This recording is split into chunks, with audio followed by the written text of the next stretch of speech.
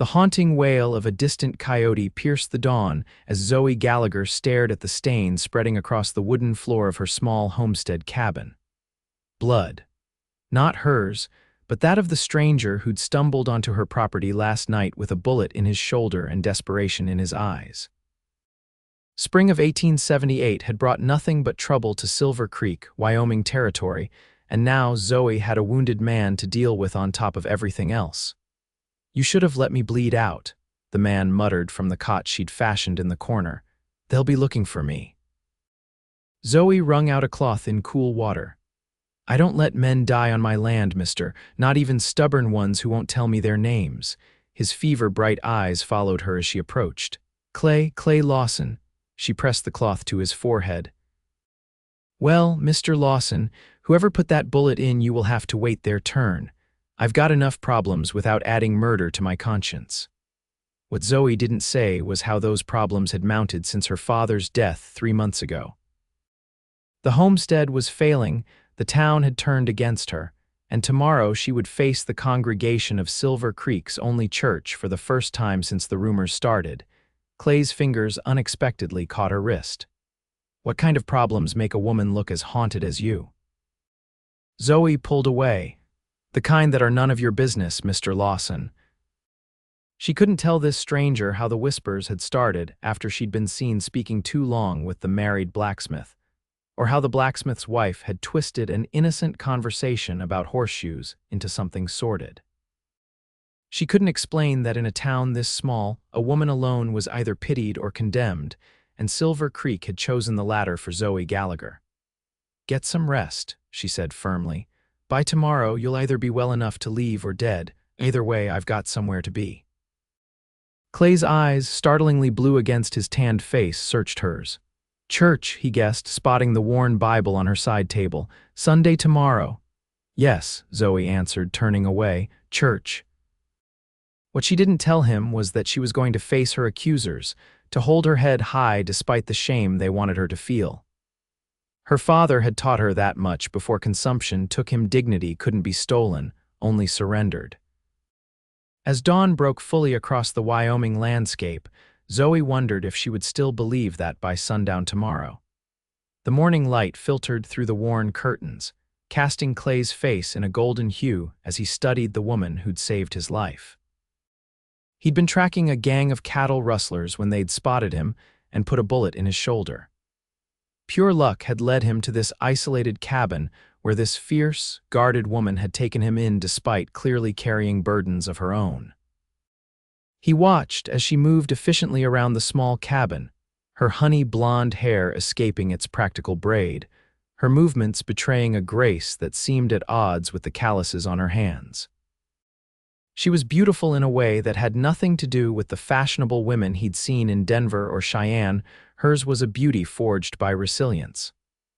"I'll be gone before you return tomorrow," he said, wincing as he tried to sit up. Zoe pushed him back down with surprising strength. "You'll tear those stitches, Mr. Lawson," Clay, he corrected, "and I don't aim to bring trouble to your door." "Trouble found me long before you did," she replied with a bitter smile. "One more day won't matter." Clay wanted to ask what she meant, but something in her expression warned against prying. Instead, he said, "I'm a deputy marshal. Those men who shot me are rustlers I've been tracking for 2 weeks. They've stolen over 300 head from ranches across the territory." Her eyes widened slightly. "A lawman. Does that change your mind about helping me?" She considered him for a moment. "No, law or outlaw, bleeding men get tended. That's a dangerous philosophy, Miss Gallagher. It was my father's way," she answered simply, "and now it's mine." Throughout the day, Zoe tended to Clay's wound while attending to her chores. She milked her cow, fed her chickens, and worked in the small vegetable garden while periodically checking on her unexpected guest.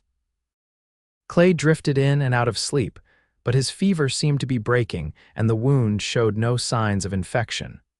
By evening, he was strong enough to sit at her small table and share a humble meal of beans, cornbread, and coffee. He noticed how she stretched the food, taking less for herself, and felt a pang of guilt for imposing on her clearly limited resources. "Your father," Clay ventured carefully, He's been gone long, Zoe's hand stilled momentarily. 3 months, consumption. I'm sorry, so am I. She met his gaze directly. He built this place from nothing, came west after my mother died, brought me when I was just 10, said we'd carve out a new life. Her voice softened. He did his best. Clay understood the unspoken words her father had done his best, but it hadn't been enough. The homestead was struggling, that much was clear from the patched roof and the sparse provisions. And now you're alone. I manage, she said with quiet dignity. As darkness fell and Zoe lit the oil lamp, Clay noticed her preparing her clothing for the next day, a faded blue dress, carefully pressed despite its worn fabric, and a simple bonnet. You don't have to go tomorrow, he said suddenly. To church, her head snapped up. Of course I do. Something's waiting for you there, something you're dreading. Zoe's fingers tightened on the dress. It doesn't matter, I won't hide. From what? Clay pressed, sensing the weight of her burden. For a long moment, Zoe was silent. Then, from lies. From people who have decided what kind of woman I am without bothering to know me. Her voice was steady, but Clay could see the hurt behind her composed expression. In a town like Silver Creek, a woman alone is vulnerable to more than just outlaws, Mr. Lawson, Clay understood then. He'd seen it before in small towns across the frontier, how quickly people could turn on one of their own, especially a woman who didn't fit neatly into their expectations. What will you do? He asked. Zoe lifted her chin. I'll walk into that church with my head high, I'll face them all. And then I'll come back here and continue living my life exactly as I have been, honestly and decently. Clay felt admiration swell in his chest. Your father raised a brave daughter, Miss Gallagher. He raised a stubborn one, she corrected with the ghost of a smile. Now get some rest. Your fever's broken, but that shoulder needs time. In the darkness of the small cabin, Clay listened to Zoe's steady breathing from the other side of the curtain she'd hung for privacy. His shoulder throbbed, but his mind was clearer than it had been in days. Tomorrow, he decided, he would not be gone when she returned from church. Whatever awaited Zoe Gallagher in town, she shouldn't have to face the aftermath alone. Morning came with a brilliant display of pink and gold across the eastern sky. Zoe was already up and dressed in her Sunday best when Clay awakened. The blue dress was faded but clean, her hair neatly arranged beneath the simple bonnet. There was something regal in her bearing, despite the simplicity of her appearance. There's food on the stove, she said, not meeting his eyes. I expect I'll be back by noon. Clay sat up, testing his shoulder. The pain was there but dulled. I'll be here when you return. Her eyes snapped to his. That wasn't our arrangement. I don't recall making any arrangement, Miss Gallagher. You said you'd be gone. I've reconsidered. He stood carefully, finding his balance. My shoulder's better, but I'm not fit to ride yet. Zoe looked as though she wanted to argue, but instead she picked up her Bible from the table. Suit yourself, Mr. Lawson, but don't expect me to come back needing rescue or comfort. I've weathered worse than town gossip. Clay watched from the doorway as she hitched her horse to the small wagon and set off toward town. There was a tension in her shoulders that betrayed her brave words. Whatever awaited her in Silver Creek, it was weighing on her more heavily than she admitted. Once she was out of sight, Clay moved around the cabin, his lawman's instincts taking note of every detail. The homestead was modest but well-maintained, though signs of struggle were evident. The mended furniture, the carefully rationed supplies, the ledger on the desk with more red ink than black. Zoe Gallagher was fighting to hold onto her father's dream, and she was losing. Clay checked his own wound, redressing it with supplies Zoe had left out. His decision was made before he'd even fully acknowledged it. Pulling on his shirt and vest, he settled his hat on his head and stepped outside. His horse, which Zoe had kindly stabled, nickered at his approach. Easy, boy, Clay murmured, saddling the animal with careful movements that wouldn't tear his stitches. We've got a church service to attend. The ride into Silver Creek took longer than it should have, with Clay having to pause several times when dizziness threatened to unseat him. By the time the small frontier town came into view, the church bells were already ringing, calling the faithful to worship. Silver Creek was like dozens of other western towns. Clay had seen a main street lined with a general store, saloon, blacksmith, and assorted businesses, with houses scattered beyond. The white clapboard church sat at the edge of town, its simple steeple reaching toward the cloudless blue sky. Clay tethered his horse behind the church, out of sight. He wasn't sure what he was walking into, but years as a lawman had taught him to trust his instincts. And right now, those instincts were screaming that Zoe Gallagher needed someone in her corner. Slipping in through the back door, Clay stood in the shadows as Reverend Thomas Porter delivered his sermon on the wages of sin. The congregation sat in rigid rows, their backs to Clay, all eyes forward except for the occasional glance toward the left side of the church where Zoe sat alone, a small island in a sea of emptiness as others had clearly chosen to sit elsewhere. Clay observed the dynamic with a lawman's practiced eye the way Mrs. Whitaker, a plump woman in an ostentatious hat, kept turning to whisper to her companions while looking pointedly at Zoe, the way several men avoided looking in her direction entirely. The stiff set of Zoe's shoulders as she kept her gaze fixed forward, refusing to shrink under their scrutiny. And so we are reminded, Reverend Porter's voice rang out, that appearances of propriety matter as much as propriety itself. A God-fearing community cannot tolerate behavior that brings scandal, that sets poor examples for our young people, that flouts the sanctity of marriage and family. Clay noticed how the Reverend's eyes flicked toward Zoe during these pronouncements, how the whispers increased, how Zoe's knuckles whitened as she gripped her Bible. "We have among us those who would test our Christian charity," the Reverend continued, his voice hardening.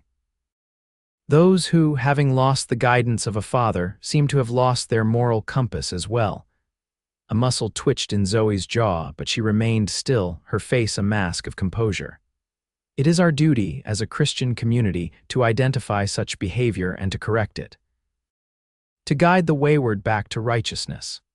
As the sermon concluded and the congregation rose for the final hymn, Clay sensed the storm that had been brewing was about to break. He moved quietly around the edge of the church, positioning himself where he could intervene if necessary. The hymn ended, and as the congregation prepared to depart, Reverend Porter raised his hand. "Before we dismiss, there is a matter of community concern we must address," his gaze fixed on Zoe. "Miss Gallagher, would you step forward?" A hush fell over the church. Zoe hesitated, then slowly rose to her feet, her expression composed though Clay could see the rapid pulse beating in her throat. "Miss Gallagher," the Reverend said, his voice carrying to every corner of the church, "it has been brought to my attention and to the attention of the church elders that you have been conducting yourself in a manner unbecoming a Christian woman." Zoe's voice, when she spoke, was clear and steady. "I have done nothing wrong, Reverend. Multiple witnesses have reported seeing you in extended private conversations with Mr. Blackwell, often at improper hours and in secluded locations." "I spoke with Thomas Blackwell about horseshoes for my mare," Zoe replied evenly, "in daylight outside his smithy. Yet Mrs. Blackwell reports her husband returning home late on several occasions, claiming to have been assisting you at your homestead." A murmur swept through the congregation. Clay saw the color drain from Zoe's face, though her expression remained resolute. "That is not true," she said firmly. "Mr. Blackwell has never set foot on my property." Mrs. Blackwell, the same woman with the ostentatious hat, rose to her feet.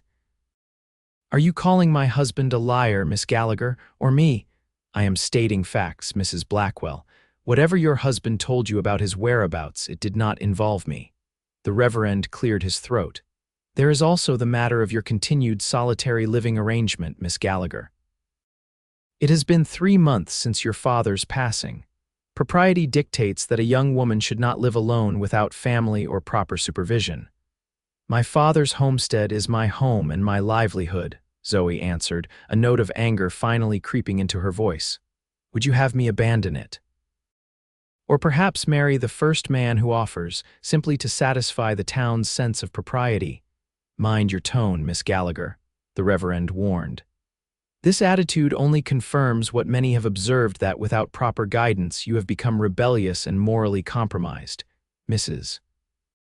Blackwell stepped forward. We all know what kind of woman lives alone and entertains married men, Reverend. I've seen how she dresses when she thinks no one's watching. Men's trousers, of all things, immodest and unnatural. I wear trousers for farm work, Zoe defended herself, her composure beginning to crack, as do many frontier women. Decent women find a way to maintain their femininity, Mrs. Blackwell sniffed, but then decent women don't set their caps for other women's husbands. Clay watched as the accusations mounted, each more outrageous than the last. He saw how the congregation, many of whom probably harbored doubts about the claims, nevertheless remained silent, unwilling to stand against the tide of condemnation. In light of these concerns, Reverend Porter announced, the church elders and I have reached a decision. Until Miss Gallagher demonstrates true repentance and accepts proper supervision, perhaps through the charitable offer of room and board from a respectable family, or through a suitable marriage, she will not be welcome to participate in church activities or services. Zoe stood perfectly still, the public shaming washing over her like a physical blow. Furthermore, the Reverend continued, we strongly advise the community to limit their dealings with Miss Gallagher until she has proven her willingness to conform to Christian standards of behavior. You're cutting me off, Zoe said quietly, the implications clear. In a frontier town, such isolation could mean ruin. No one to trade with, no one to help during hardship, no one to stand with against the dangers of the wild. We are offering you a path to redemption, the Reverend corrected. Mrs. Wilson has generously offered to take you in as her helper with proper oversight and guidance. Clay had seen enough. Mrs. Wilson, a pinched-faced widow near the front, ran what amounted to a laundry sweatshop, working young women to exhaustion for pennies while controlling every aspect of their lives. It was no offer of charity, but one of subjugation. He stepped forward into the light, his spurs jingling against the wooden floor, drawing every eye in the church. The congregation murmured at the appearance of this stranger, especially one whose bandaged shoulder was visible beneath his partially buttoned shirt. Pardon the interruption, Clay said, his voice carrying with the authority of his badge, but I believe there's been a misunderstanding. The Reverend frowned. Sir, this is a private church matter. If you're seeking medical attention, I'm seeking justice, Reverend, Clay replied, moving steadily down the center aisle until he stood beside Zoe. He saw the shock in her eyes, quickly replaced by something between anger and relief. Clay Lawson, Deputy U.S. Marshal, he introduced himself, though he didn't flash his badge. This wasn't official business, not yet anyway. A marshal.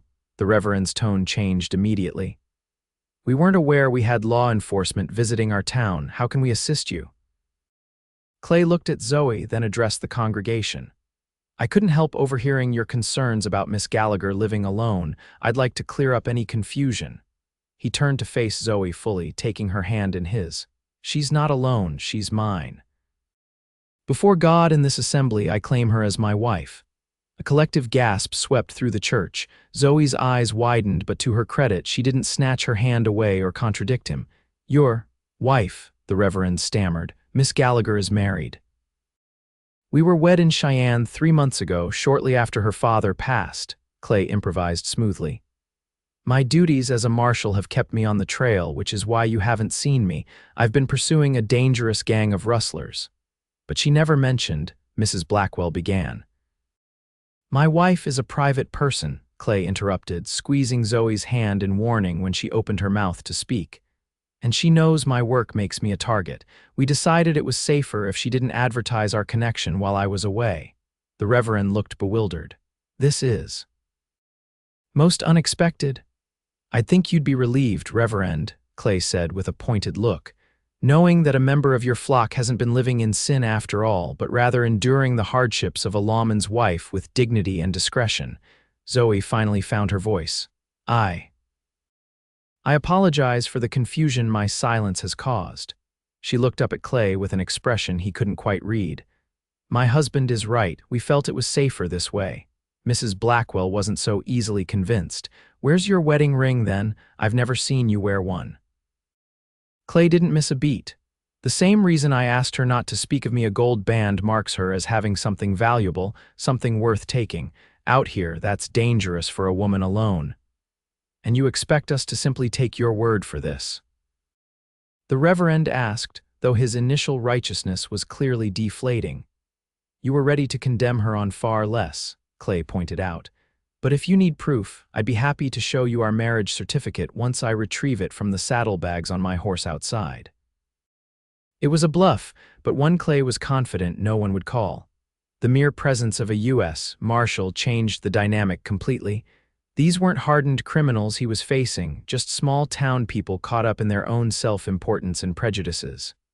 "That won't be necessary," the Reverend said after an uncomfortable pause. "We of course welcome Mrs. Lawson's husband to our community." Clay nodded curtly. "Much obliged. Now, if you'll excuse us, my wife has been caring for my wounded shoulder and I should rest." He turned to Zoe. "Ready to go home, Mrs. Lawson?" The look Zoe gave him promised a reckoning later, but she nodded and allowed him to escort her down the aisle and out of the church, leaving a stunned congregation behind them. Once outside and out of earshot, Zoe yanked her hand from his grip. "Have you lost your mind?" she hissed, though she kept her voice low enough that the emerging churchgoers couldn't hear. "Probably," Clay admitted, guiding her toward her wagon. "But it worked, didn't it? Worked. You just told an entire church full of people that were married." "Would you rather I'd left you to their tender mercies?" Clay countered. "They were about to run you out of town or force you into servitude." Zoe's anger faltered. "I could have handled it." "Maybe, but you shouldn't have to." Clay helped her into the wagon, ignoring the curious stares from the congregation. "We can sort this out later.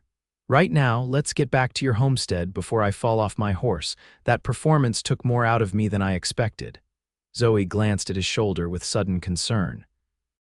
"You're bleeding again, you fool." "Worth it," Clay said with a pained smile. The look on the Reverend's face alone was worth a little blood. They made their way back to the homestead in tense silence, Zoe driving the wagon while Clay followed on horseback, stopping occasionally when dizziness threatened to overwhelm him. By the time they reached the cabin, his shirt was soaked with fresh blood, and Zoe's anger had transformed into grudging concern. "Sit," she ordered as soon as they were inside, pointing to the chair, "and take off that shirt before you ruin it completely." Clay complied, wincing as the movement pulled at his stitches. "Are you always this bossy with your husband?" he joked weakly. "Don't," Zoe warned, gathering fresh bandages. "Don't you dare make light of this. Do you have any idea what you've done?" "Saved you from being ostracized or forced into what amounts to indentured servitude," Clay suggested, hissing as she cleaned his reopened wound. "You've created an impossible situation," Zoe countered. "What happens when you leave, husband?" "When the real Deputy Marshal Clay Lawson moves on to catch his rustlers, what do I tell the town then?" Clay met her gaze steadily. "That depends. On what? On whether you want me to leave." Zoe's hands stilled. "What are you saying?" Clay hadn't planned this, hadn't intended anything beyond getting Zoe out of an unjust situation. But sitting there in her cabin, with her hands gentle on his wound despite her anger, he realized the truth. "I'm saying I like you, Zoe Gallagher. I admire your courage and your dignity. I respect the way you've fought to keep this place going on your own." "You don't know me," she protested. "I know enough. I know you took in a bleeding stranger when most would have turned me away. I know you're facing down an entire town rather than surrendering your independence or your father's legacy." He caught her wrist gently. "And I know that in 2 days of knowing you, I've seen more character and strength than in most people I've met in years of riding the frontier." Zoe pulled away, resuming her bandaging with trembling hands. "That's gratitude talking, or fever. Either way, it's nonsense." "It's not," Clay insisted. "Look, I'm not proposing we actually get married. I'm suggesting that I stay a while, help you get this place back on its feet. Let the town see us together, confirm the story. Then, when the time is right, I can leave properly a marshal called away on extended duty." "And what do you get out of this arrangement?" Zoe asked suspiciously. Clay smiled slightly. A place to heal, a chance to help someone who deserves it. And time to figure out if what I'm feeling is just admiration or something more. Zoe finished securing the bandage and stepped back, studying him with those clear, direct eyes that had caught his attention from the start. "You're serious?" "I am. It's insane." "Probably," he agreed. "But out here, sometimes insane is what works." Zoe turned away, busying herself with putting away the medical supplies. "The rustlers you mentioned, are they real?" "Very. They've been hitting ranches across 3 territories. I've been tracking them for weeks. And they shot you." "They did." Zoe was quiet for a long moment. "How long until you're well enough to pursue them?" "At least a couple of weeks, if I want to be able to use my gun arm properly." "And you'd spend that time here, helping with a homestead instead of resting in town?" Clay nodded. "I would." Zoe sighed, the weight of her decision evident in the set of her shoulders. 2 weeks then. You stay, you help, we maintain this charade, and then you leave, explaining to anyone who asks that your duty calls you away." "Agreed," Clay said, feeling an unexpected disappointment that she'd accepted his original proposal without modification. He'd half hoped she might suggest a less definite arrangement. "There's one condition," Zoe added, turning to face him again. "No more surprises like today. We make decisions together or not at all. I've had enough of men deciding my fate without consulting me." Clay nodded solemnly. "You have my word." "Good." Zoe straightened her spine. "Then I suppose we'd better figure out how to be married, Mr. Lawson, at least for the next 2 weeks. The following days established a routine that felt surprisingly natural. Clay, despite his injury, insisted on helping with the homestead chores. He mended the leaking roof, repaired the chicken coop, and worked alongside Zoe in the vegetable garden. His shoulder pained him, but the work felt good, purposeful in a way that endless days in the saddle sometimes lacked. Zoe, for her part, began to relax around him. Her initial wariness gave way to cautious trust, then to a comfortable companionship that surprised them both. In the evenings, they sat on the porch, watching the sunset paint the Wyoming sky in spectacular colors while sharing stories of their lives. Clay told her about growing up in Missouri, the son of a blacksmith who taught him the value of hard work and honesty. He spoke of joining the Union Army despite his youth, of the horrors he'd seen that had shaped his determination to uphold the law in the wild territories. And he confessed his loneliness, the price of a lawman's life, always moving, never settling. Zoe shared memories of her mother, who died of fever when Zoe was just 8, and of her father's decision to seek a new beginning in the West. She described the journey by wagon train, the terror and excitement of a child facing the unknown, and the pride she'd felt watching her father build their home board by board. And she spoke of her determination to honor his memory by keeping the homestead alive, despite the mounting challenges.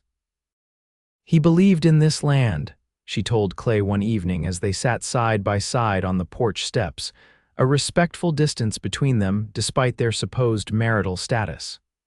"Said it would provide for us if we treated it right." "He wasn't wrong," Clay observed, looking out over the small but fertile plot. "This is good land, just needs the right attention." "And more hands than mine alone," Zoe admitted with rare vulnerability. "I've been pretending I could do it all, but the truth is, I was already falling behind before the town turned against me." Clay hesitated, then asked the question that had been on his mind. "What really happened with the blacksmith, if you don't mind my asking?" Zoe sighed. "Thomas Blackwell is a good craftsman but a weak man. His wife, Eleanor, runs him like a drill sergeant. I went to the smithy about horseshoes, nothing more, but Thomas. He was kind to me when many weren't after my father died." "And you needed kindness," Clay said softly. "I did." Zoe picked at a loose thread on her skirt. "We talked longer than necessary, perhaps. He complained about his marriage. I listened. It was foolish but innocent. Then Eleanor saw us, and suddenly I was a temptress luring her husband away. And the part about him claiming to visit your homestead." Zoe's expression hardened. "A complete fabrication.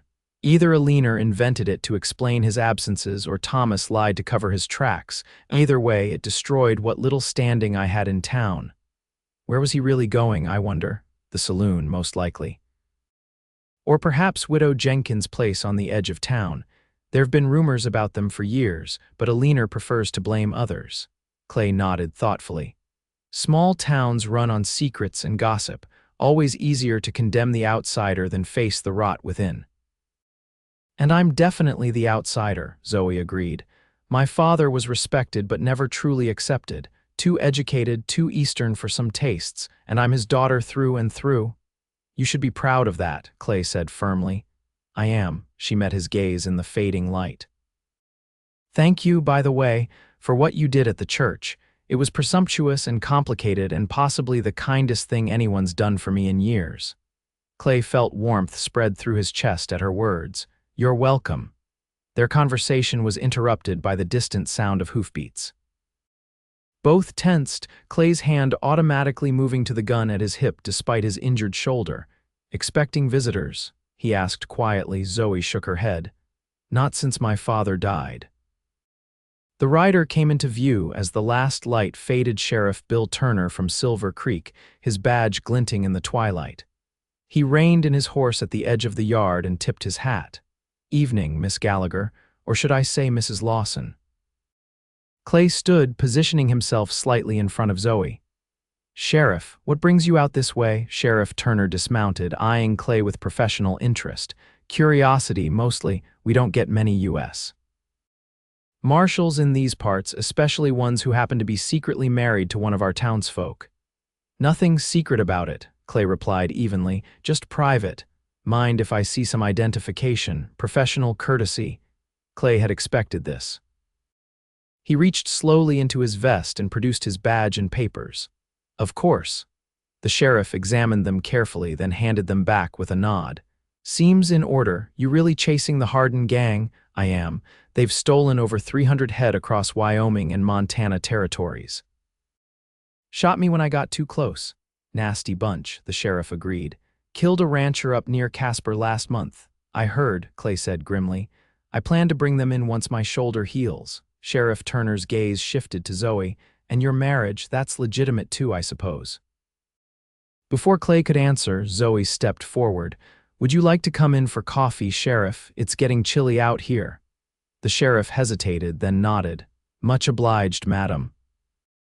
Inside the cabin, Zoe busied herself with the coffee pot while Clay and the sheriff engaged in careful conversation about the territories, recent criminal activities, and the challenges of law enforcement on the frontier. Clay knew what the man was doing, testing his knowledge, confirming his story, and he responded with the easy confidence of a man with nothing to hide, at least regarding his profession. When Zoe placed mugs of steaming coffee before them, the sheriff finally addressed her directly. Mrs. Wilson was mighty disappointed you won't be taking her up on her offer of employment, Mrs. Lawson. I imagine she was, Zoe replied neutrally, though I'm sure she'll find someone else in need of her generosity. And Mrs. Blackwell remains convinced there was something improper between you and her husband. Clay tensed, but Zoe simply sipped her coffee. Mrs. Blackwell is entitled to her opinions, Sheriff, but as you can see, I have a husband of my own. Why would I interest myself in hers? The sheriff studied them both for a long moment, his expression unreadable. Convenient timing, your husband showing up just when the town was ready to turn its back on you. God works in mysterious ways, Sheriff, Clay said with a slight smile. Wouldn't you agree? Sheriff Turner finished his coffee and set the mug down deliberately. I've known Joe Gallagher's daughter her whole life, Marshal. She's stubborn as a mule, proud as a peacock, and honest to a fault just like her father. He stood, settling his hat back on his head. Which is why I find it mighty interesting that she'd keep a marriage secret, even for protection's sake. Are you accusing us of something, Sheriff? Clay asked quietly, not accusing, observing. The sheriff looked between them. Here's what I observe. A decent young woman being crucified by town gossips and a lawman with a convenient story that puts a stop to it. Now, whether that story's gospel truth or frontier justice, I couldn't say. He moved toward the door. But I do know this territory needs more decent folk, not fewer, and Joe Gallagher's homestead deserves to thrive. Zoe's eyes widened slightly. Sheriff. Good night, Mrs. Lawson, Marshal Lawson. I expect I'll see you both in town before too long. With a tip of his hat, the sheriff departed, leaving Clay and Zoe staring at each other in stunned silence. Did he just? Zoe began. Let us know he doesn't believe us but won't expose us. Yes, I believe he did, Clay finished, a slow smile spreading across his face. Seems you have at least one ally in Silver Creek after all. Zoe sank into her chair, relief visible in every line of her body. I never thought Sheriff Turner was always so formal with my father.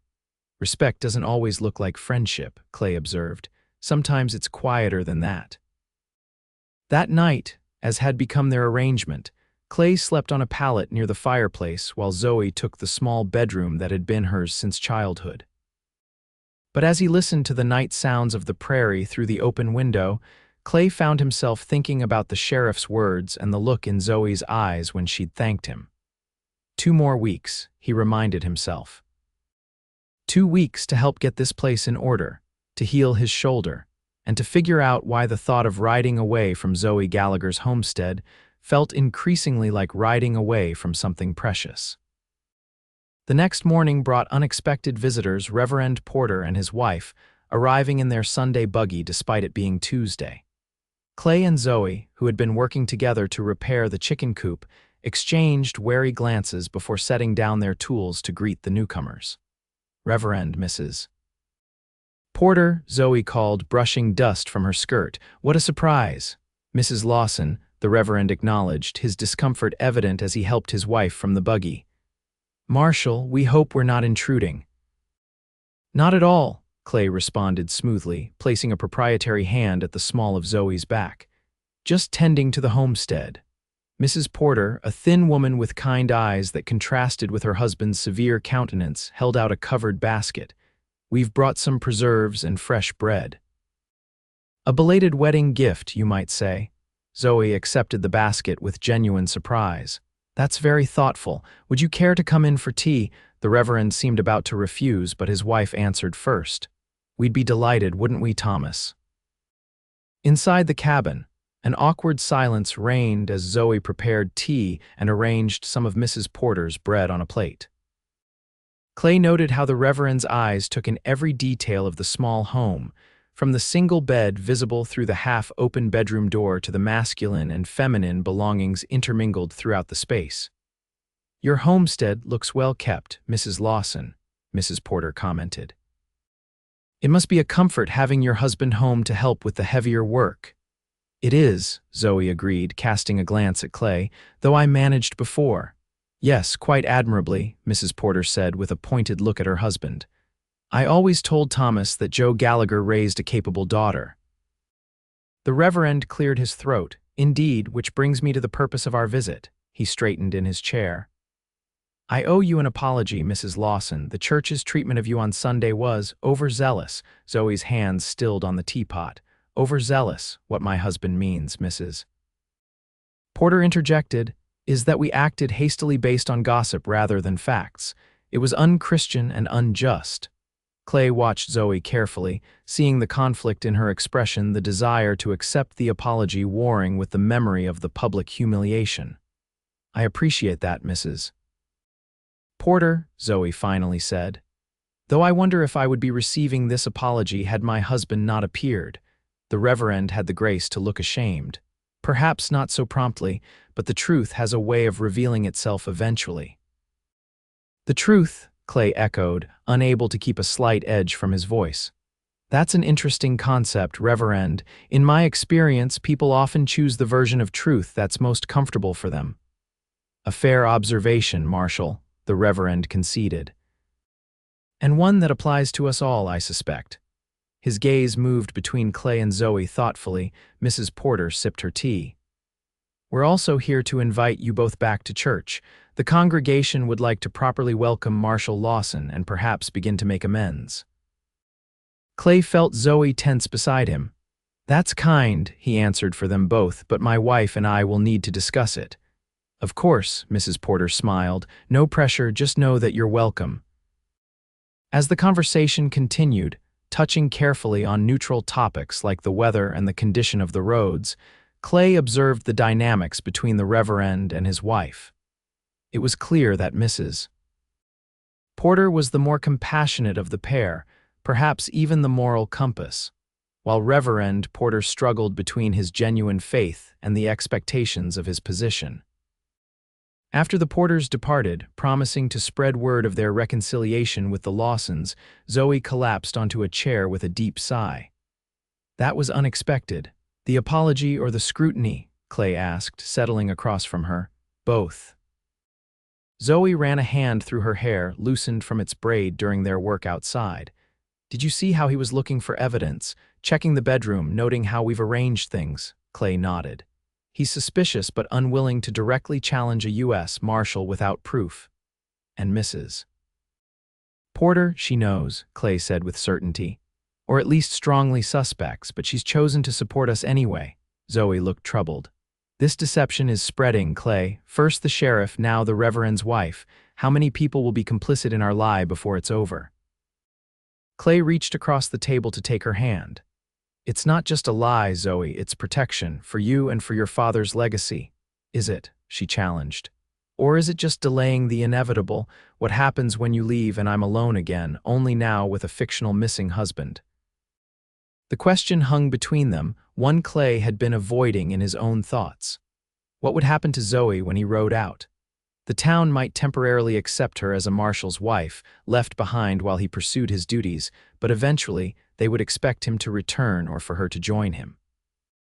The story had an expiration date they both recognized. Maybe, Clay began, then hesitated. Maybe what?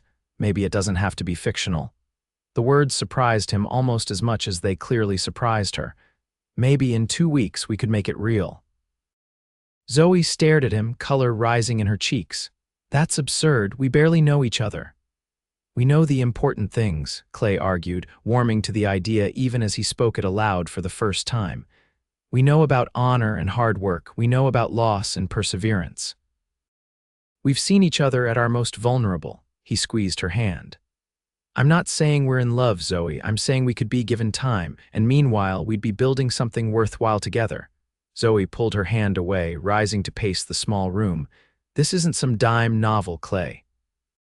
Marriage isn't a convenient solution to a temporary problem. No, it's a partnership, one I think we could make work."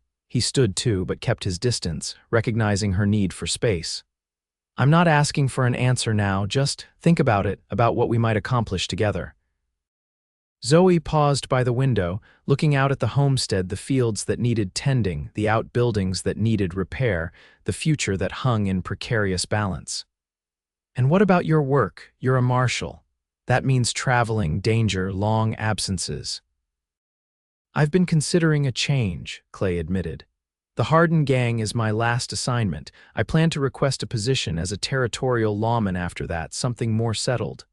"Why?" Clay moved to stand beside her at the window. "Because even lawmen get tired of being alone. Of having nowhere to call home, no one waiting for them." He gestured to the view outside. "This could be home, Zoe, for both of us." Zoe was quiet for a long moment, her expression unreadable. "I can't answer that now. I'm not asking you to," Clay assured her. "Just know it's an option. A real one." The conversation was interrupted by the distant sight of more visitors approaching this time, a wagon containing what appeared to be several women from town. Zoe straightened, automatically smoothing her hair and skirt. "Seems we're popular today," she observed dryly. Clay chuckled. "Word travels fast. Shall we greet your guests, wife?" Zoe shot him a look that was half exasperation, half amusement. "Let's." The women from town, Mrs. Whitaker, the general store owner's wife, Miss Collins, the schoolteacher, and 2 others Clay didn't recognize came bearing more gifts and transparent curiosity.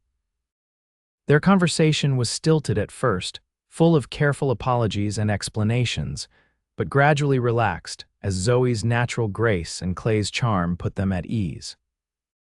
Clay watched with admiration as Zoe navigated the social complexities, neither fully forgiving nor holding grudges, maintaining her dignity while accepting their overtures of reconciliation. She belonged here, he realized, not just on this homestead but in this community, if only they would see her true worth. By the time the women departed, promising to include Mrs. Lawson in the next church social, the sun was setting, casting long shadows across the yard. Clay and Zoe stood side by side, watching the wagon disappear down the road. "That went better than I expected," Zoe admitted. "You handled them beautifully," Clay replied. "A natural diplomat," Zoe smiled wryly. "My father taught me that you catch more flies with honey than vinegar, even when the flies deserve a good swatting." Clay laughed, the sound echoing across the quiet homestead. "Wise man, your father. He would have liked you," Zoe said softly, surprising them both. "I wish I could have met him." They stood in companionable silence as the first stars appeared in the darkening sky, neither speaking of Clay's proposal or the future that stretched before them, full of both possibility and uncertainty. The days that followed brought more visitors, some genuinely friendly, others thinly disguising their curiosity about the marshal and his secret wife. Clay and Zoe fell into an easy rhythm, working together during the day and sharing quiet evenings on the porch or by the fire. Clay's shoulder healed steadily, his strength returning bit by bit, though he was careful not to push too hard and undo Zoe's careful stitching. One evening, about a week after the church incident, Sheriff Turner rode up just as they were finishing supper. His expression was grim, and Clay knew immediately that something was wrong. "Sheriff," he greeted, stepping outside to meet the man. "Everything all right, afraid not, Marshal," Turner replied, dismounting heavily. "Just got word from Casper. The Hardin gang hit another ranch yesterday. Killed 2 hands and stole 50 head of prime cattle." Clay felt Zoe come up beside him, her presence a steady comfort. "They're getting bolder. And closer," the sheriff added. "This ranch was only 60 miles north of here." The implication was clear. Clay's injury had given the Hardin gang time to operate unchecked, and now they were moving into the region. His responsibility as a lawman tugged at him, conflicting with his promise to Zoe and his own still healing body. "How many men do you have, Sheriff?" Clay asked. "Just my deputy and myself." "Silver Creek's too small for more," Clay nodded thoughtfully. "The nearest marshal's office is in Cheyenne, too far to be of immediate help," Zoe spoke up, her voice steady. "What are you thinking, Clay?" He met her gaze, seeing the understanding there before he even explained. "I'm thinking the Hardin gang needs to be stopped before they hit another ranch or a town." "Your shoulder isn't fully healed," she reminded him, though her tone held resignation rather than argument. "Healed enough." Clay turned back to the sheriff. "I'll need a posse." "Men who can ride hard and shoot straight," Sheriff Turner nodded. "I can round up 5 or 6 reliable men by morning. The Blackwell brothers, old Jim Harris, a couple of the ranch hands from the Circle T." Clay felt Zoe stiffen at the mention of Blackwell but kept his focus on the sheriff. "Have them meet here at first light. We'll ride north and try to pick up the gang's trail." After the sheriff departed to organize the posse, Clay and Zoe returned inside. The comfortable domesticity of earlier had evaporated, replaced by the looming reality of Clay's duty and the dangers it entailed. "I have to go," he said simply, watching as she mechanically cleared the table. "I know." "My shoulder is still healing," she finished for him.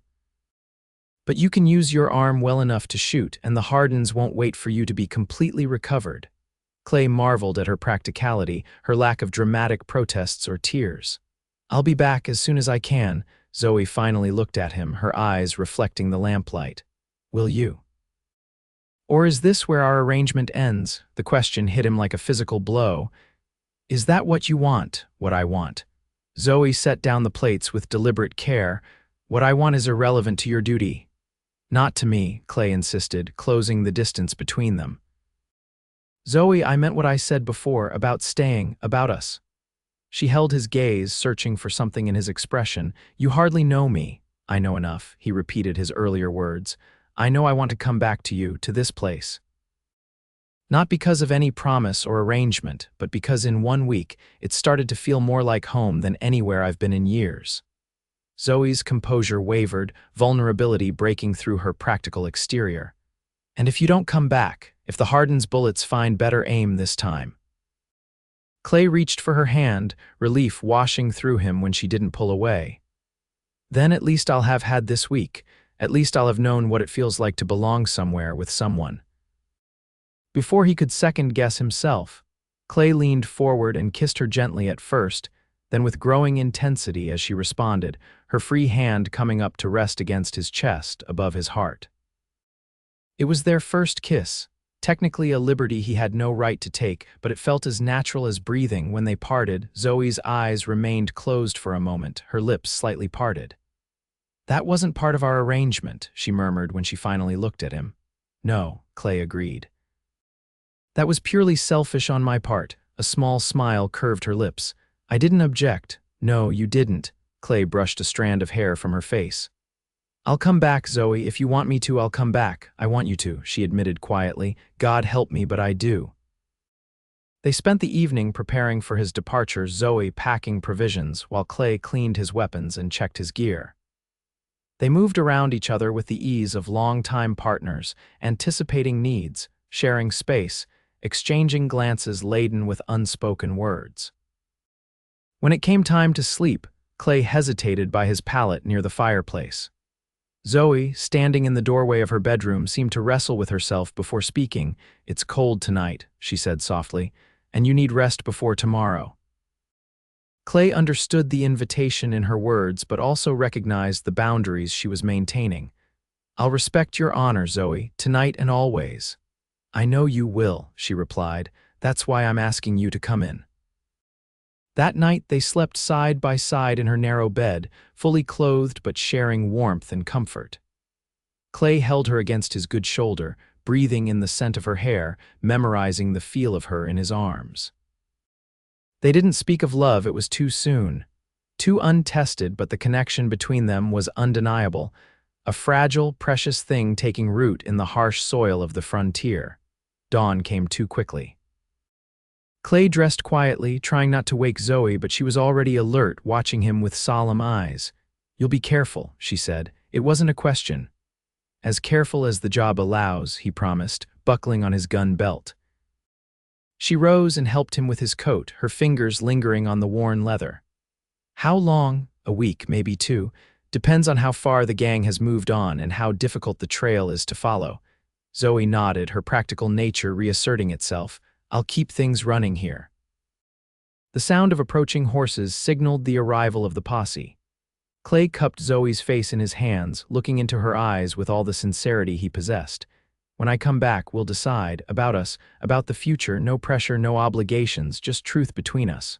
"Truth," she echoed. "I think I'd like that." He kissed her once more, briefly but thoroughly, then stepped out to meet the men who would ride with him. The sheriff had assembled a solid group: the Blackwell brothers, Tom and John, known as excellent trackers, Jim Harris, a former soldier with steady nerves, and 3 ranch hands with reputations for loyalty and competence. Clay noted Thomas Blackwell among them, the blacksmith whose name had been linked to Zoe's in gossip. The man avoided Clay's gaze, clearly uncomfortable, but Clay had no time to address the issue. The Harden gang had a day's head start, and every hour mattered. As they prepared to ride out, Zoe appeared on the porch, dignified in her simple dress, her hair neatly braided. She handed Clay a package of food and a canteen of fresh water, then stepped back. "Godspeed," she said, her voice carrying to all the men. "Come back safely, all of you." Clay touched the brim of his hat in silent promise, then turned his horse northward. The posse followed, hoofbeats thundering across the prairie as the sun climbed higher in the morning sky. Zoe watched until they were out of sight, then returned to the empty cabin that suddenly felt too large without Clay's presence. 1 week, maybe 2, she told herself. And then decisions would need to be made about the homestead, about her future, about the unexpected feelings she'd developed for a marshal who'd entered her life like a whirlwind. For now, though, there was work to be done. The chickens needed feeding, the cow needed milking, and the vegetable garden wouldn't tend itself. Zoe Gallagher had survived alone before Clay Lawson rode into her life, and she would manage now, even if part of her heart rode north with him, facing dangers she refused to dwell on. The days passed with agonizing slowness. Zoe threw herself into the homestead work, completing not only her usual tasks but also continuing the repairs Clay had begun. She mended fences, patched the barn roof, and even managed to replace a broken window using glass purchased from the general store in town. Her visits to Silver Creek were different now. Where once she'd endured whispers and averted gazes, she now received friendly greetings and inquiries about her Marshall. The story of their marriage had transformed her status from outcast to respected wife, a change that brought both relief and discomfort. The acceptance was welcome, but its conditional nature based on her perceived connection to a man rather than her own worth rankled. On her third trip to town, she encountered Alina Blackwell outside the general store. The blacksmith's wife, deprived of her favorite target for gossip and shorn of her moral high ground, could barely meet Zoe's eyes. "Mrs. Lawson," she acknowledged stiffly, "I trust you're well." "Quite well, thank you," Zoe replied evenly. "And you, Mrs. Blackwell?" "I understand your husband rode with the posse." Alina's mouth tightened. "Yes, Thomas felt it his duty." Zoe could have left it there, could have walked away with the moral victory of Alina's discomfort. But something in the woman's pinched expression, a combination of fear and loneliness that Zoe recognized all too well, softened her approach. "I'm sure he'll return safely," Zoe said gently. "My husband speaks highly of the men's abilities." Alina looked up, surprise evident in her face. "Does he?" "He does." Zoe hesitated, then added, "If you need any help while Mr. Blackwell is away, please don't hesitate to ask. I know how challenging it can be to manage alone." The olive branch hung between them, unexpected and fragile. For a moment, Zoe thought Alina would reject it, clinging to her bitterness. But then the woman's shoulders slumped slightly. "Thank you," she said quietly. "That's kind of you. It wasn't forgiveness, not completely, but it was a start." As Zoe continued her errands, she reflected on how much had changed in just 2 weeks. Clay's intervention had not only saved her from public shame, but had somehow begun to heal the rifts within the community itself. Whether that healing would continue in his absence remained to be seen. 10 days after the posse's departure, Zoe was working in the garden when she heard a rider approaching. Her heart leaped, but it wasn't Clay, it was Jim Harris, his face grim beneath his trail dust. "Mrs. Lawson," he greeted, dismounting stiffly. "Sheriff sent me to bring news." Zoe's hands tightened around the garden tool she held. Are they?" "They're alive," Jim assured her quickly. "But there was trouble. The Hardins were waiting for us, had an ambush set. Your husband took another bullet, though not as bad as the first." Relief and fear warred within her. "Where is he? When will they be back?" "They're coming slow. Marshall insisted on bringing in the Hardins, wounded or not. They caught 3 of the 5 gang members." Jim accepted the water Zoe offered. "Should be here by nightfall tomorrow, God willing." After Jim departed to deliver similar news to the other families, Zoe threw herself into preparations. She scrubbed the cabin from top to bottom, changed the bedding, prepared healing herbs and bandages, and baked bread and stew enough to feed returning men who'd been living on trail rations for days. The waiting was excruciating, every distant sound causing her to rush to the window or door. She tried to temper her expectations, reminding herself that Clay might return only to recover and then depart again, their arrangement completed, his duty calling him elsewhere. But her heart refused to listen, already too invested in the possibility of a shared future. As promised, the posse appeared on the horizon the following evening, a weary procession of men and horses, with 3 bound figures slumped on their mounts, the captured Hardin gang members. Zoe searched the group anxiously until she spotted Clay riding alongside Sheriff Turner, his left arm bandaged and held close to his body, but upright and alert. She forced herself to remain on the porch rather than running to meet them, maintaining the dignity that had become her armor. The men dismounted in the yard, the prisoners secured to await transport to Cheyenne. Only when Clay approached the porch, moving stiffly but with a smile breaking across his trail-worn face, did Zoe allow her composure to crack. "You're hurt," she said, reaching for him. "Just grazed," Clay assured her, though the tightness around his eyes belied his casual tone. Nothing compared to last time. Sheriff Turner joined them, removing his hat respectfully. Your husband's being modest, Mrs. Lawson. If he hadn't spotted the ambush when he did, we'd all be dead. He took that bullet, pushing John Blackwell out of the line of fire. Clay waved off the praise. Any of you would have done the same. He swayed slightly, and Zoe stepped forward to support him. You need rest and care, she insisted. Sheriff, will you and your men stay for food? There's plenty. The men gratefully accepted the offer of a hot meal before continuing to town with their prisoners. As they ate around campfires in the yard, Zoe's cabin being too small to accommodate them all, the story of their pursuit and confrontation with the Hardin gang emerged in bits and pieces. They'd tracked the rustlers for 4 days, following the trail of stolen cattle across increasingly rugged terrain. When they finally located the gang's hideout in a secluded canyon, Clay had sensed the trap, noticing signs that the outlaws were expecting pursuit. His warning had saved them from riding directly into a deadly crossfire, but the ensuing gunfight had still been fierce. In the end, 3 of the Hardins were captured, 1 killed, and 1 escaped, though Clay was confident the surviving brother would be apprehended eventually. More importantly, all the posse members had survived, though several, including Clay, had sustained injuries. As the men prepared to depart with the prisoners, Clay stood on the porch beside Zoe, his good arm around her waist in a gesture that was both protective and possessive. "You'll be all right here?" Sheriff Turner asked, glancing between them. "We'll be fine," Clay assured him. "I need a few days to recover, but then I'll ride into Cheyenne to file my report." The sheriff nodded. "Take the time you need, you've earned it." He hesitated, then added more quietly, "Both of you have." After the others had gone, leaving the homestead in sudden silence, Clay turned to Zoe with a weary smile. "Alone at last, Mrs. Lawson. You need rest," she said firmly, helping him inside, "and those bandages need changing." Clay allowed her to guide him to a chair, watching as she gathered medical supplies. "I missed you," he said simply.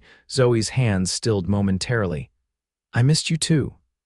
She began unwrapping his bandaged arm, revealing an angry bullet graze that had torn a furrow along his upper arm. "This could have been much worse. But it wasn't," he pointed out. "I'm here, I came back as promised." "Yes, you did." Zoe cleaned the wound with gentle efficiency, her touch conveying more than words could express. "The question is, will you be leaving again?" Clay caught her hand, waiting until she met his gaze. "That depends on you, Zoe. On me. I meant what I said before I left. When I came back, we would decide about us, about the future." He took a deep breath. "I love you, Zoe Gallagher. I know it's fast. I know it might seem insane. But these past weeks knowing you, working beside you, being part of this place, it's shown me what I want. And what I want is a life with you." Zoe's eyes widened at the declaration. She hadn't expected such directness, such certainty. "Clay, you don't have to answer now," he hurried on. "Take all the time you need. I can keep being your husband for appearance's sake while you decide. Or I can leave quietly, explain to the town that duty calls me away. Whatever you want." Zoe finished bandaging his arm in silence, her mind racing. She'd spent the days of his absence thinking about little else than this moment, weighing her growing feelings against the practicalities and risks of accepting what he offered. She'd questioned her own judgment, her heart, the wisdom of trusting so completely after so short an acquaintance. "My father used to say," she began slowly, "that life on the frontier requires quick decisions. That sometimes you have to trust your gut because waiting for absolute certainty means missing opportunities that don't come twice." Clay nodded, listening intently. "When you rode into my life, bleeding and half-conscious, I made a quick decision to help you," Zoe continued. "When you stood up for me in that church, claimed me as yours before God and everyone, I made a quick decision to go along with your crazy plan." She smiled softly. "Those decisions changed everything. They brought me back into the community. They gave me help when I needed it most. They gave me hope. And now," Clay prompted gently. Zoe took his hand, her fingers intertwining with his. "Now I'm making another quick decision. I want you to stay, Clay Lawson. Not as my pretend husband, but as my real one. Not because I need protection or help with the homestead, though those things are true, but because in 2 short weeks, You've become essential to my happiness in a way I never expected."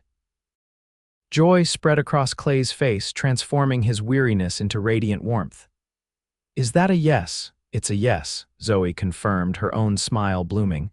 "I love you too, unlikely as it seems, and I want to build a life here with you." Clay pulled her into his arms, mindful of his injury but unable to resist holding her close. "Then I guess we'd better make an honest woman of you, Mrs. Lawson," he murmured against her hair. "Before the town discovers our deception." Zoe laughed, the sound bright and free. "I suppose we should. Though I suspect Sheriff Turner and Mrs. Porter might not be entirely surprised." "No," Clay agreed, drawing back to look at her with tender amusement. "I think we fooled everyone except those who were paying the closest attention." Their lips met in a kiss that sealed their decision, their commitment to the future they would build together. Outside, the Wyoming sunset painted the homestead in golden light, promising tomorrow and all the days to follow. 2 weeks later, Zoe and Clay stood before Reverend Porter in the Silver Creek Church, exchanging vows in a simple ceremony attended by the entire community. Zoe wore her mother's wedding dress, carefully preserved and altered for the occasion, while Clay wore his best suit, his marshal's badge pinned proudly to his lapel. "Dearly beloved," the Reverend began, his voice carrying to every corner of the packed church, "we are gathered here today to witness the union of Clay Lawson and Zoe Gallagher in holy matrimony." A few eyebrows raised at the use of Zoe's maiden name rather than the Lawson they'd been using, but any confusion was dispelled by the Reverend's next words. "While these two have already committed themselves to one another in their hearts, today they come before God and this community to make their vows public and official, to join their lives together in the eyes of the law as well as the Lord." It was a clever explanation, one that preserved both the couple's dignity and the town's pride. If anyone suspected that the marshal and Miss Gallagher had been engaged in a charade, they kept such thoughts to themselves, choosing instead to celebrate the love that was plainly evident between the bride and groom. Sheriff Turner stood as Clay's best man, while Mrs. Porter, who had become a steady friend to Zoe, attended her as matron of honor. Among the guests, Eleanor Blackwell sat beside her husband, their hands clasped together in a way they hadn't been for years, one of many subtle healings that had occurred in Silver Creek in the wake of Zoe and Clay's story. When it came time for the vows, Clay took Zoe's hands in his voice strong and sure. "Zoe Gallagher, I take you as my lawfully wedded wife to have and to hold from this day forward. I promise to stand beside you in all things, to protect and cherish you, to honor your strength and independence even as I offer you my support. Before God and these witnesses, I pledge my heart and my life to you from this day until my last." Tears shimmered in Zoe's eyes as she responded, "Clay Lawson, I take you as my lawfully wedded husband, to have and to hold from this day forward. I promise to be your partner in all things, to support your work while building our home, to face whatever challenges come our way with courage and faith. Before God and these witnesses, I give you my heart and my trust from this day until my last." Reverend Porter smiled benevolently. "By the authority vested in me, I now pronounce you husband and wife." He paused, then added with a twinkle in his eye, "Again, you may kiss your bride, Marshal Lawson." Clay gathered Zoe into his arms, sealing their union with a kiss that prompted cheers and applause from the assembled guests. As they turned to face the congregation, now truly husband and wife, Zoe caught sight of Mrs. Porter's knowing smile and Sheriff Turner's approving nod. "Ready to begin our real life together, Mrs. Lawson," Clay murmured as they moved down the aisle. "More than ready," Zoe replied, her heart full.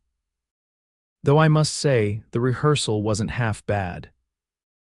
Clay's laughter joined hers as they stepped out of the church into the bright Wyoming sunshine, where their future awaited, a future built on an impulsive act of kindness, a brave stance against injustice, and the unexpected love that had grown between a homesteader's daughter and the lawman who had claimed her before God and everyone, making her truly his own. 1 year later, Zoe stood on the porch of the expanded homestead cabin, watching as Clay returned from town with supplies loaded in their new wagon. The homestead had flourished under their joint care fields planted with wheat and corn. The chicken flock tripled in size, a small herd of cattle beginning to graze the northern pasture. Clay had resigned his position as a U.S. Marshal to accept appointment as Silver Creek Sheriff following Turner's retirement, a role that kept him close to home while still allowing him to uphold the law he respected. As Clay approached, Zoe placed a protective hand over her swelling belly, feeling the gentle kick of the child who would join them in just 3 months' time. Their first anniversary had brought the joyful news of her pregnancy, a blessing that had cemented their place in the community and their commitment to building a legacy on the land her father had loved. "How are my girls?" Clay called, jumping down from the wagon with an ease that belied the scars he carried from his days pursuing outlaws. "Who says it's a girl?" Zoe challenged with a smile, stepping into his embrace. "Just a feeling," Clay replied, placing his hand beside hers on her belly. "A sheriff's intuition." Zoe laughed, leaning into his strength. "Well, Sheriff Lawson, your daughter or son is as restless as you are, kicking up a storm all morning." Clay's expression softened as he felt the movement beneath his palm. "Takes after their mama then, strong-willed and determined." The sound of approaching hoofbeats drew their attention. Eleanor Blackwell rode up, looking more relaxed and content than she had in years. Following Clay's example, Thomas had finally confronted his own weaknesses, making amends to both his wife and the community. The Blackwells' marriage had healed slowly but steadily, much like the town itself. "I've brought that quilt pattern I promised," Eleanor called, dismounting with Zoe's help. "And some of my raspberry preserves for you. The baby needs the nourishment." The three chatted comfortably as they unloaded the wagon and settled on the porch with coffee and fresh bread. The tension and gossip of the previous year seemed a distant memory, replaced by genuine friendship and mutual respect. As evening approached and Eleanor prepared to leave, she paused, looking out over the thriving homestead. "Your father would be proud," she told Zoe softly, "of all you've accomplished here, of the family you're building." Zoe felt Clay's arm slip around her waist, his silent support a constant she had come to rely on. "Thank you, Eleanor. That means a great deal." After their visitor departed, Clay and Zoe remained on the porch, watching the sunset paint the sky in brilliant hues of orange and purple. The homestead that had once felt so precarious, so lonely, now hummed with life and possibility. "You ever think about that Sunday?" Clay asked, his voice thoughtful. "The day I stood up in church and claimed you before God," Zoe smiled, leaning her head against his shoulder. "Often. It was the most outrageous thing anyone had ever done for me, and the most wonderful." "I didn't plan it," Clay admitted. "I just couldn't stand by and watch them shame you for something you hadn't done." "I know." Zoe turned to face him, framing his beloved face in her hands. "That's why it meant so much. You didn't know me, had no reason to protect me, but you did it anyway, out of pure decency." Clay caught her hands, pressing a kiss to each palm. "I think even then a part of me recognized what you would come to mean to me. Like my soul knew yours before my mind caught up." "Poetry from a lawman," Zoe teased gently. "What would the outlaws say? They'd say I'm the luckiest man in the Wyoming Territory," Clay answered, drawing her close. "And they'd be right." As darkness settled over the homestead and the first stars appeared in the velvet sky, Clay and Zoe Lawson returned to their home, to the warmth and security they had built together. What had begun as a desperate charade, a marshal's impulsive claim before God and a congregation, had blossomed into a love as vast and enduring as the frontier itself, a love that had healed not only their own hearts, but had helped heal a community as well. And as they prepared for the arrival of their child, for the expansion of their family and their dreams, Zoe and Clay gave thanks for that moment of courage and compassion that had brought them together, changing the course of their lives forever.